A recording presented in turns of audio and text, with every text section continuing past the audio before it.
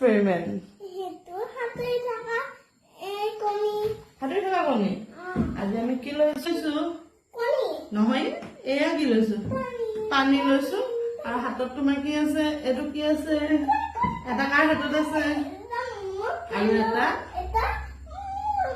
আমাৰ দুটা হাতত দুটা কণী আছে ঠিক আছে এতিয়া আমি এয়া কি লৈছো পানী পানী এতিয়া চাবা হা এটা কথা এইটোতো পানী আছে আৰু এইটোতো পানী আছে এতিয়া আমি কি কৰিম চাবা হা ইয়াত আমি নিমখ দি দিম ঠিক আছে তোমাৰটো নিমখ দিম 1 চামুচ 2 চামুচ আৰু 3 চামুচ ঘুটি আছো নিমখ গুটি গুটি বগা হৈ গ'ল ঠিক আছে এতিয়া ৰবা এতিয়া কি হ'ব জানা প্ৰথমতে মই চাম পানীটোত কণীটো দিলে পানীটো উপঙি থাকে নে ডুবি যায় ঠিক আছে সেইটো থাকক এইটো চাম নে মোৰটো ষ্টাৰ্ট ৰেডি 1 2 3 দিলে কণীটো দিলো পানীত লাহেকে ই দেখোন তললৈ গুচি গ'ল ৰবা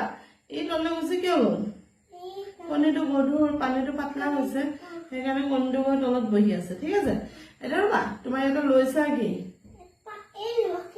নিমখীয়া পানী সল্ট ৱাটাৰ ইয়াতে আমি একটু দি দি জাদুটো চাম এতিয়া লাহেকে দিয়া ই দেখোন তলত নাযায় নাযায় ই হাতুৰি থাকে ই ওপৰলৈ উপঙি আহে নামি দিলেও আকৌ গুচি আহে এইটো দুটা কণী পানীত যে কণীটো নগল আৰু নিমখ পানীত যে ই উপঙি থাকিল কি কাৰণে জানিবা নে এইটো নাজান মই শিকাই দিছো হা পানীটোৰ একো নাথাকিলে পানীটো এইটো পাতল হৈ আছে মই কৈ দিছো না এইটো পানীত নিমখ দিয়া নাই কাৰণে পানীটো পাতল হৈ আছে পানীৰ মাজত খালী জেগা আছে এতিয়া কি হ'ল কণীটো তললৈ ডুবি গ'ল এতিয়া পানীখিনি যেতিয়া আমি নিমখ দি দিলো পানী খালী জেগাবোৰ কি হৈ গ'ল ভৰ্তি হৈ গ'ল তেতিয়াহ'লে পানীটো বেছি কি হৈ গ'ল ডেন্স মানে ঘন বেছি ঘন হৈ গ'ল